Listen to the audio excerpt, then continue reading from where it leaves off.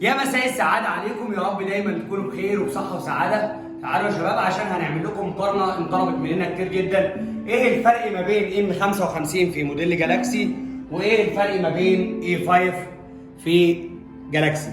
اولا احنا معانا العجلتين، هنقول الفرق ما بينهم ايه وايه المواصفات. مبدئيا قبل ما نبدا الفيديو، هي M55 في الامكانيات والمواصفات اعلى من الA5. دي عجله جالاكسي ودي عجله جالاكسي. فرق ما بينهم كفاءه سعريه، احنا بنتكلم تقريبا زي في 2000 جنيه او 1800 جنيه ما بين العجله ديت وما بين العجله دي. علشان برضو معلومه الناس كتير بتسال عليها، ان دايما واخدين ان الجالاكسي، طبعا بنتكلم على الفكره الناس اللي بتشاهد الجالاكسي فقط لا غير ولكن ما تعرفش حاجه عن الموديل. فتعالى معانا مبدئيا كده نتكلم عن الموديل M55 من ماركه جالاكسي. مبدئيا العجله دي في منها 29 و26، كذلك نفس الفكره في الA5.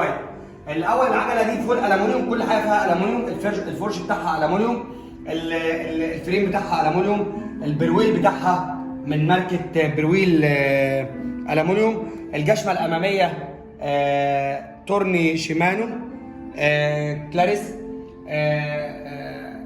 معذره تورني شيمانو بس مش كلاريس. الجشمه الخلفيه تورني شيمانو TX. طبعا هناخد كده معاكم في العجله الA5 على المواصفات اللي احنا كنا بنتكلم فيها في الM55. هنا العجله مش فول الومنيوم، العجله موجوده معانا هنا. اول شيء العجله الفريم بتاعها الومنيوم، الفرش بتاعها حديد مش الومنيوم. هنا تورن شيمانو TZ، هنا قلنا TX اعلى شويه.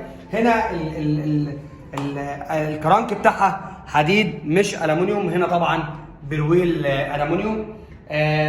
في حاجه كمان، العجله هنا الفريم بتاعها قوي شويه، محمل شويه عن الA5.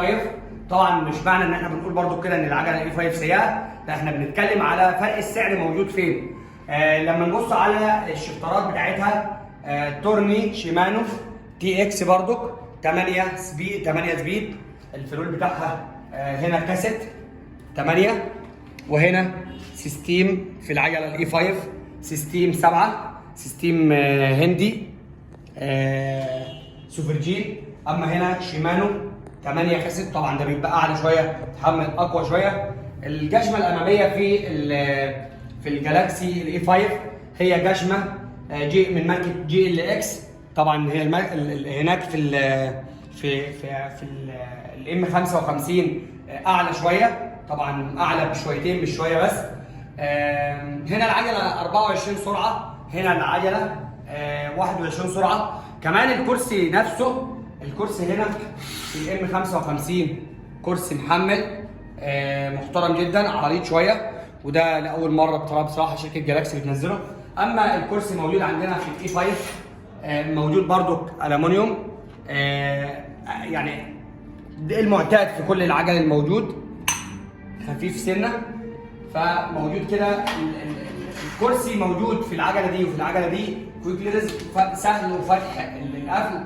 كذلك نفس الفكره في الطارات الاماميه، نفس الفكره سهل وفتح سهل.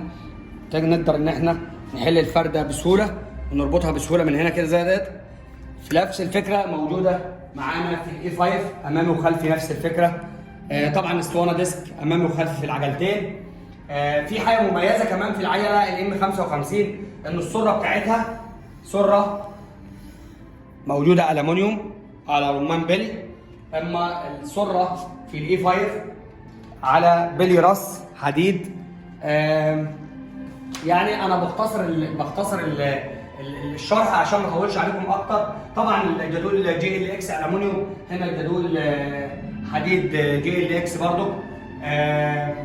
ده ملخص العجله. طب كاوتشات هنا وهنا ماركه كندا في الA5 وماركه كندا في الM55.